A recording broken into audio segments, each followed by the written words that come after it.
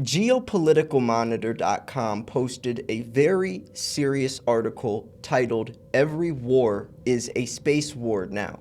This was posted 4 days ago. I'm going to be reading the information from this article while sharing very important pictures on the screen for you all to look at and really try to soak in. We are living in the age of Star Wars not being on a TV screen, but maybe really happening right above our heads. This stuff is serious, and I've been hearing more and more about war in space, so I really wanted to get a better grip on how realistic it is, what is really going on, and I dug up a lot of pictures for you all to check out, and hopefully by the end of this video, we will all have a better understanding of what's really happening above our skies. The final frontier, I thought, was a place for all of us to come together, but I'm now realizing even the ISS is put in critical situations because of this as well. So without further ado, I'm going to check out this article as you could sit back and check out these pictures. Tales of intergalactic conflict have inspired novelists and captivated Hollywood audiences alike, offering introspective explorations of the human condition on a cosmic scale. Asimov's Foundation and Lucas's Star Wars franchise advanced thought-provoking visions of humanity's future amidst a desolate and untamed celestial landscape.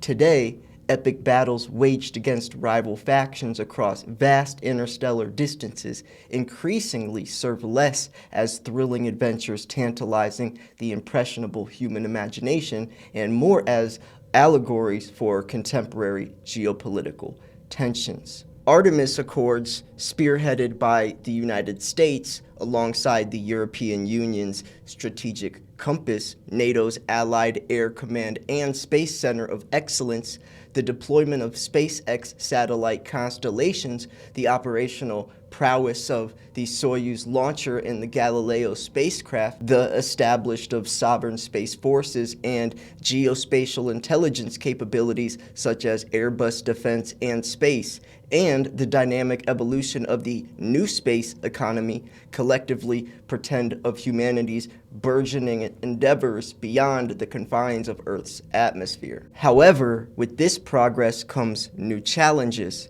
The escalation of militarization and weaponization in outer space has become an urgent issue of concern. The once fictional notion of using nuclear space weapons to incapacitate satellites with powerful energy waves is now a tangible reality. Nations across the globe are making unprecedented strides in both civilian space exploration and its military application. According to the Secure World Foundation's annual Global Counterspace Capabilities Report, there is a noticeable trend wherein an increasing number of countries are harnessing space to bolster their military capabilities and safeguard national security. This involves the development of a wide array of defensive and offensive technologies with dual-use applications. Notably, countries like France, India, Iran, Japan, and North Korea are actively investing in counter space programs, while major players such as China, Russia, and the US are leading the charge in research, development, testing, and operationalizing systems and weapons. This proliferation of capabilities significantly heightens the risk of potential conflicts in space. The governing international treaties concerning outer space established in the 1960s and 70s lack clarity regarding military activities in space, let alone the potential for armed conflicts. These treaties are outdated and ill-equipped to address contemporary challenges. The technological advancements have outpaced the legal framework's ability to adapt, particularly concerning the intersection of civilian and military activities in space and the potential for conflict. Here's a picture showing everything going on between Russia, the United States, and China. Countries around the world are making unprecedented commitments to space exploration, weaponization, and militarization, according to the SWF 2021 Global Counterspace Capabilities Report. And I quote, "An increasing number of countries are looking to use space to enhance their military capabilities and national security. By developing a broad range of defensive and offensive dual-use technologies, in addition to active investments in counterparty space programs by France, India, Iran, Japan, and North Korea, dominant players such as China, Russia, and the United States lead in the research, development, testing, and systems and weapons operationalizing domains, enhancing the risk of future conflicts in space." These are the capabilities of these three countries, which are the United States, Russia, and China. I'm going to start with the United States first. 1. Electronic warfare, or EW, offensive counterspace systems. Also, navigation warfare programs with the capability to jam the civil signals of global navigation satellite services, which are GPSs. Also, the ability to jam military global navigation satellite systems. Ground-based high-energy lasers for counter, space, and other purposes. The United States also has low-power laser systems with the capability to dazzle imaging satellites. And lastly, space situational awareness, or SSA, capabilities. Russia has co-orbital surveillance and tracking systems, also counter-space electronic warfare, or EW, capabilities.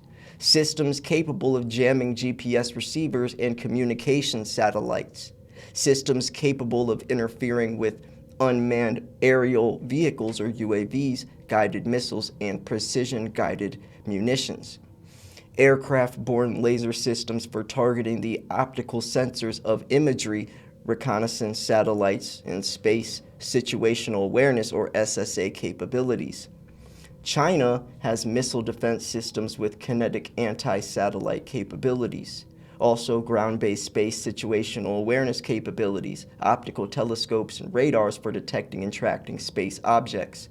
Electronic warfare, or EW, counter-space capabilities against the global navigation satellite system and satellite communications.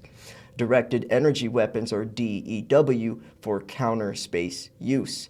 And lastly, intelligence gathering capabilities. Every terrestrial war is now simultaneously a space and cyber war, requiring identification and active monitoring of threats from space assets and threats to space assets from rival states. In the U.S. Department of Defense assessment, China and Russia in particular pose significant risks to space assets through various means such as cyber warfare, electronic attacks, and ground-to-orbit missiles capable of destroying satellites and space-to-space orbital engagement systems, thus disrupting civilian infrastructure on Earth. This has prompted the United States to allocate substantial resources to bolster its space forces, with budgetary allocations and to the space domain doubling from $15.4 billion to $30.3 billion between 2021 and 2024. Here is a chart for the past 4 years on the United States budget for Space Force. We have up to $812 billion this year in defense alone, with a requested budget of $30.3 billion for the Space Force. Yet, the United States is not alone in grappling with the complexities of space warfare. Nations worldwide are committed to ensuring freedom of operation in space while deterring and countering threats to their systems. This includes the establishment of independent space forces and participation in multinational space command formations, such as those within NATO and other allied alliances. They collectively operate in a relatively congested environment of independent space forces of China, Russia, Iran, France, Colombia, and Spain, as well as within joint multinational space command formations of NATO, Allied Air Command, Australia, Canada, India, Italy, South Korea, Australia, and the United Kingdom, among others. Recent conflicts, such as Russia's aggression against Ukraine, have highlighted the evolving nature of warfare in the digital age. The reliance on open-source commercial satellite intelligence has become increasingly prevalent, shaping military strategies and informing public discourse. However, the availability of such data also raises serious legal and ethical questions about access and control. Commercial satellite data providers must thread a delicate balance between information sharing in the name of neutrality and transparency and the national security concerns of their clients. Due to the low cost of entry and access to space infrastructure, commercial space actors have begun to play an increasingly important role in this landscape. They face, however, their own set of challenges, including responsible management of space-based data and signals, resilience of their space assets, reliability of data processing, storage, and analysis, and lastly, balancing of security and privacy. The business model of private satellite providers necessitates navigating competing interests, including information sharing with media and humanitarian organizations, while remaining reliable partners to governments intent on keeping information about capabilities, developments on the ground, tank positions, and troop movements highly classified. In short, commercial entities must weigh economic benefits with social benefits and reconcile with private ownership of public good data with national security concerns and potential geopolitical ramifications. The notable benefits of growth and availability of satellite data cannot be underestimated. Outer space provided vital to the management of pandemics, natural disasters, agricultural outputs, and monitoring of wars.